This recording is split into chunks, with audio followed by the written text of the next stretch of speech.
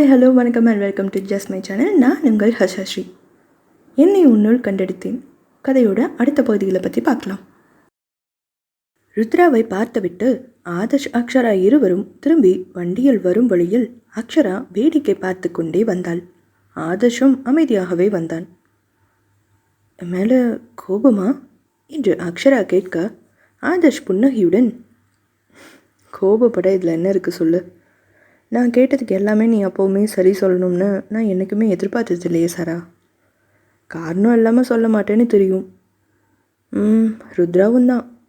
அதான் என்னவா இருக்கும்னு யோசிச்சுட்டு இருந்தேன். உனக்கு எதுவும் அங்கே கூட்டிகிட்டு போனதில் ப்ராப்ளம் இல்லையே? சேச்சே, அதெல்லாம் எனக்கு எதுவும் ப்ராப்ளம் இல்லை. பாவம் ரகு அண்ணா தான் கத்திக்கிட்டே உட்காந்துட்டு இருந்தார். இதை கேட்ட ஆதர்ஷ் சிரித்து விட்டு, ரொம்ப வருஷம் கழித்து மீட் பண்ணுறோம்ல, என்ன இருந்தாலும் ருத்ராவும் எனக்கு ஒரு வகையில் அண்ணா மாதிரி தானே. அவனை எப்போவுமே நான் அவ்வளோ கெத்தாக பார்த்துட்டு, அன்றைக்கி ஹாஸ்பிட்டல்லேருந்து அவன் போகும்போது அவனுக்கு மூஞ்சியே இல்லை சாரா. என்னால் அவனை அப்படி ஃபீல் பண்ணுற மாதிரி பார்க்க முடியல. அதுதான் அவன்கிட்ட பேசணுன்னே நினச்சேன். நீ கேட்டதும் உடனே ஓகே சொல்லிட்டேன். அப்புறம் சாரு அவரோட அண்ணா கூட பயங்கர டிஸ்கஷன் போல். ரொம்ப நேரமாக ரெண்டு பேரும் பேசிகிட்டே இருந்தீங்க. நாங்கள் எல்லோரும் லஞ்ச் முடிச்சுட்டு வரலாமான்னு யோசிச்சுட்டு இருந்தோம் என்று கிண்டல் செய்தாள். முடிச்சுட்டே வந்திருக்க வேண்டியது தானே. எங்களை டிஸ்டர்ப் பண்ணுறதுக்குன்னே அங்கேயே சுற்றிட்டு இருந்தீங்களாக்கும் எல்லோரும்.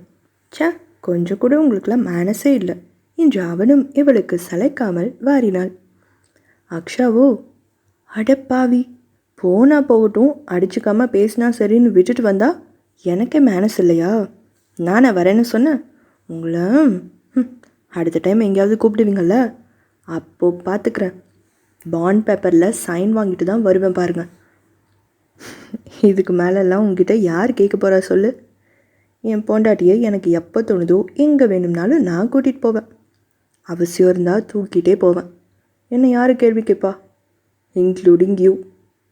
அண்ட் அதுவும் இல்லாமல் என் அண்ணா, அதான் ருத்ரா வேற முதல் தடவையாக என்கிட்ட ஒன்று சொல்லியிருக்கான், உன்னை பத்திரமா சந்தோஷமாக பார்த்துக்க சொல்லி. அதுக்காக வேற நான் ஸ்பெஷல் எஃபர்ட் போடணுமே. அடடா, உங்கள் அண்ணா தம்பி தொல்லை ரொம்ப ஓவராக இருக்குது. ரெண்டு பேரும் கொஞ்சம் அடங்குங்க சரியா? சண்டைனாலும் ஒரு எக்ஸ்ட்ரீம் தான், சமாதானம்னாலும் ஒரு எக்ஸ்ட்ரீம் தானா? இந்த நடுவில் கொஞ்சம் அட்ஜஸ்ட் பண்ணி இருக்கிற பழக்கமே உங்கள் ரெண்டு பேருக்கும் கிடையாதா? இதை கேட்டு ஆதர்ஷ் சிரிக்க அக்ஷாவும் சிரித்து விட்டாள்.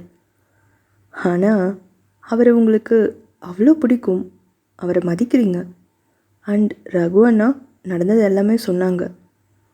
அவரும் உங்கள் மேலே அவ்வளோ நம்பிக்கை வச்சுருக்காரு. ஆனால் ஏன் ஆதவ் இத்தனை வருஷம் ரெண்டு பேருமே அதை வெளியில் காட்டிக்கவே இல்லை? ஆதர்ஷ் ஏதோ சொல்ல வர அக்ஷாவோ, நீங்கள் ஏன் காட்டிக்கலன்னு சொல்லுங்கள், ருத்ரா ஏன்னு நான் அவர்கிட்டயே கேட்டுக்கிறேன் என்று கூற அவன் சிரிப்புடன், ஓகே மேடம், எனக்கு பெருசாக பிரச்சனைலாம் இல்லை சாரா. அவனையும் நான் அண்ணான்னு தான் சின்ன வயசில் கூப்பிடுவேன். விளையாட்டில் பேசுகிறதுலன்னு அவனை தான் எப்போவுமே நான் ஃபாலோ பண்ணுவேன். ஆனால் அவன் கூப்பிட்டு சொல்லிடுவான், என்னை அண்ணான்னெல்லாம் நீ கூப்பிட்ற வேலை வச்சுக்காத, எனக்கு பிடிக்காதுன்னு. அதே மாதிரி என்னை அவாய்ட் பண்ணுவான். நான் சின்ன பையனாலும் எனக்கு கெஞ்சிட்டு இருக்கிறதெல்லாம் பிடிக்கவே பிடிக்காது. அப்புறம் அண்ணான்னு கூப்பிட்றத சுத்தமாக நிறுத்திட்டேன். அவன்கிட்டையும் பேசுகிறத குறைச்சிக்கிட்டேன். அப்படியே போக போக என் லைஃப்பில் அவன் இருந்தான் அப்படிங்கிறதே தெரியாமலே போயிடுச்சு. ஆனால் எனக்கு எப்போவுமே ருத்ராவை பிடிக்கும். ஏனோ சில நேரம் இந்த மாதிரி ரீசனே இல்லாமல் அவன் கத்துனா ஓவராக ரியாக்ட் பண்ணாதான் எனக்கு கோவம் வரும். கண்டுக்காமல் அப்படியே போயிடுவேன். அப்புறம் வீட்டில் ப்ராப்ளம், ஹாஸ்டல் இதெல்லாம் வந்த அப்புறம் அவனை நான் பார்க்குறதுக்கு வாய்ப்பே இல்லாமல் போயிடுச்சு. ஆனால் ஏதாவது பிரச்சனைன்னு வர்ற சமயத்தில் எந்த விஷயம்னாலும் ருத்ரா இந்த இடத்துல இருந்திருந்தா இதை எப்படி யோசிப்பான்னு நினச்சி தான் நான் எதையுமே முடிவெடுப்பேன். கொஞ்சம் கொஞ்சமாக அப்படியே பண்ணி நான் காலப்போக்கில் அதுவே பழகிடுச்சு. மற்ற விஷயத்தில் அவனை ஃபாலோ பண்ணாலும் அண்ணான்னு கூப்பிட வேண்டான்னு அவன் தானே சொன்னான். ஸோ கூப்பிட மாட்டேன்னு நானும் அதில் அப்படியே ஃபிக்ஸ் ஆகிடுச்சேன். இன்றைக்கி ருத்ராவும் ஆதர்ஷும் பேசியதை கூறிவிட்டு, ஏனோ அவனை எனக்கு பழையபடி இன்னைக்கு அண்ணான்னு கூப்பிடணுன்னு தோணுச்சு. அதான் கூப்பிட்டேன்.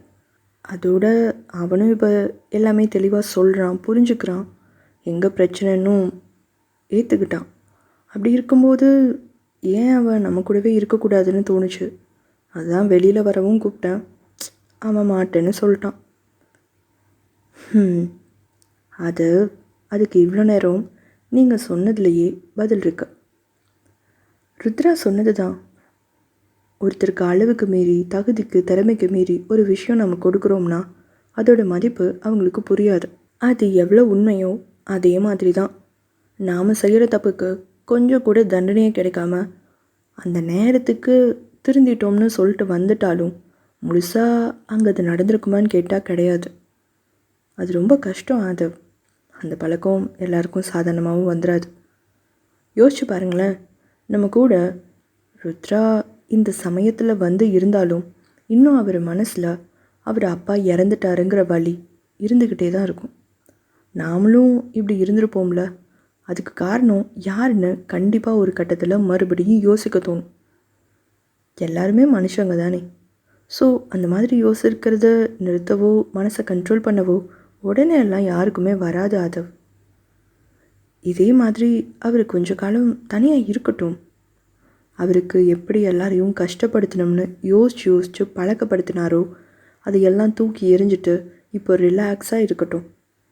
மனசு அந்த கோபத்தில் வெறுப்பில் இருந்து வெளியில் கொஞ்சம் கொஞ்சம் வர்றதுக்கு அமைதியாகிற வரைக்கும் நாம் எல்லாரும் அவர் கூட இருக்கோம்னு அவருக்கு காட்டினா மட்டும் போதும். அவருக்கு இந்த வாழ்க்கை இதில் ஒரு பிடிப்பு வந்து அவரோட தப்பை அவர் முழுசாக உணரணும். அப்போ அவரை நம்ம வீட்டுக்கு கூப்பிட்டுக்கலாம், எல்லாரோடவும் சேர்த்தே இருக்க சொல்லிக்கலாம். இல்லை அவரே கேட்கட்டும், எப்போ கேட்டாலும் உடனே அவரை கூப்பிடலாம். நாம் கஷ்டப்படாமல் கேட்காம ஆசைப்படாமல் கிடைக்கிற எதுக்குமே எந்த இடத்துலையும் எந்த நேரத்துலையும் முழு மதிப்பு யாருமே கொடுக்க மாட்டாங்க. அது வேலை, நமக்கு கிடைக்கிற உதவி மட்டும் இல்லை, ஈவன் மன்னிப்பும் கூட தான். 1% அதில் ஒரு குறை இருந்துக்கிட்டே இருக்கும். உங்கள் அப்பா அவரோட அப்பாவுக்கு கேட்காம எல்லாத்தையும் தூக்கி கொடுத்து தப்பு பண்ணார். நீங்கள் அவர் கொஞ்சம் வருத்தப்பட்டதும் அவருக்கு மன்னிப்பு கொடுக்க தயாராக இருக்கீங்க. அதைத்தான் அவர் சொன்னார், நீயும் அதே தப்பை தான் ஆதர்ஷ் பண்ணுறேன்னு. ஆனாலும் சாரா அவன்தான் அவனோட தப்பை உணர்ந்துட்டானே, அப்புறமும் என்ன? அதை உங்களுக்கு எப்படி சொல்கிறது? சரி, ஃபார் எக்ஸாம்பிள், ஒரு ஸ்கூல் படிக்கிற பையன் வீட்டில் இருந்து ஒரு நாள் ஒரு 100 ரூபாய் திருடுறான்.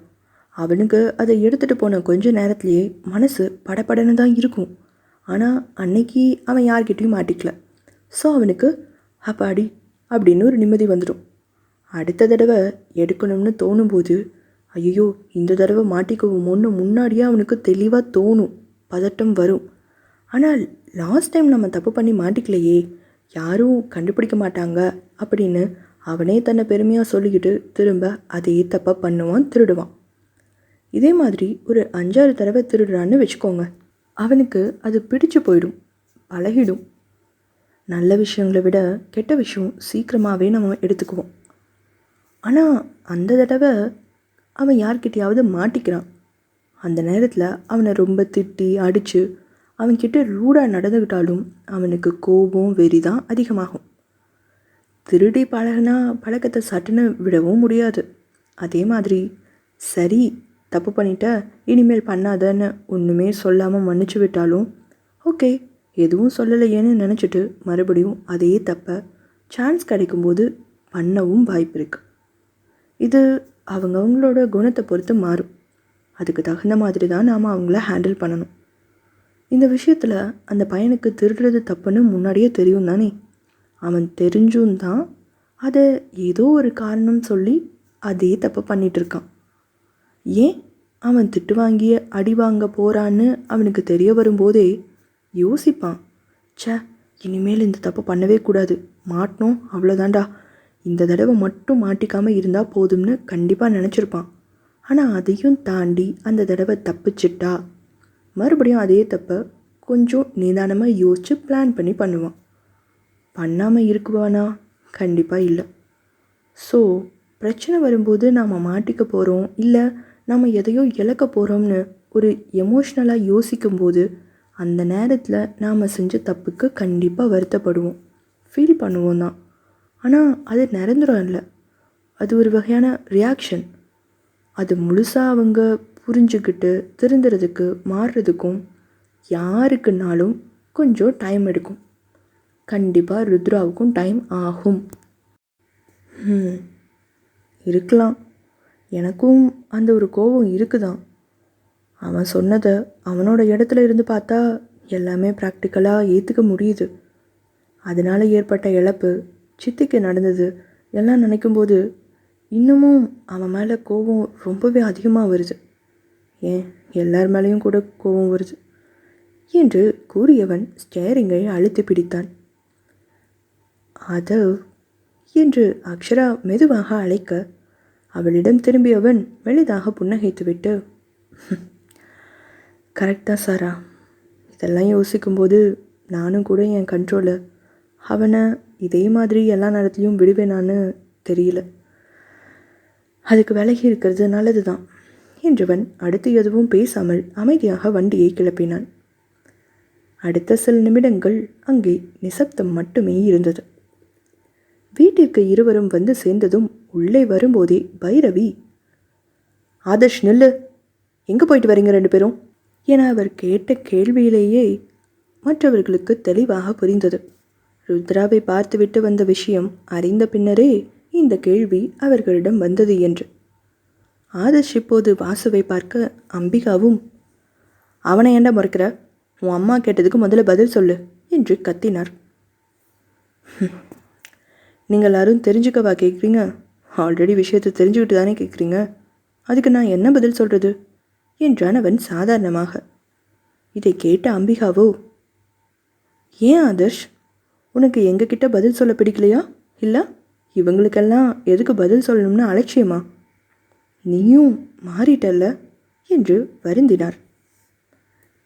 பைரவியோ, அம்பிகா நீ விடுமா, எல்லாம் வளர்ந்துட்டானுங்கள்ல, அவங்க முடிவு பண்ணிட்டா அதை தானே எப்போவுமே பண்ணுவாங்க, நாம் ஏன் எதுக்குன்னு கேட்க முடியுமா என்று விட்டேரியாக பேச பிரச்சனை வேறு திசை திரும்புவதை உணர்ந்த அக்ஷராவோ, அச்சோ அத்தை, அப்படியெல்லாம் இல்லை, நீங்கள் ரெண்டு பேரும் ஏன் இப்படியெல்லாம் நினைக்கிறீங்க என்று முடிப்பதற்குள் ஆதர்ஷ் தான், சாரா நீ ஏன் இப்படி பதற, இப்போ இவங்க எல்லாரும் அப்படி என்ன பெரிய தப்பை கண்டுபிடிச்சிட்டாங்கன்னு இப்படி நம்மளை நிற்க வச்சு கேள்வி கேட்டுட்ருக்காங்க, நீ ரிலாக்ஸ் ஆறு என்றவன் பிறரிடம் திரும்பி, ருத்ராவை போய் பார்த்துட்டு வரோம், கேள்விக்கு பதில் கிடைச்சிருச்சா, வேறு எதுவும் வேணுமா என்று கேட்க பைரவி இப்போது தனலட்சுமி ஜெயேந்திரனிடம் திரும்பி, பார்த்தீங்களாக்கா எப்படி பேசுகிறான்னு, இந்த வீட்டு சந்தோஷத்தை அழிச்ச நம்ம எல்லாரையும் பிரிஞ்சிருக்க காரணமான ஒருத்தனை போய் நல்லா விசாரிச்சுட்டு வந்திருக்கான்.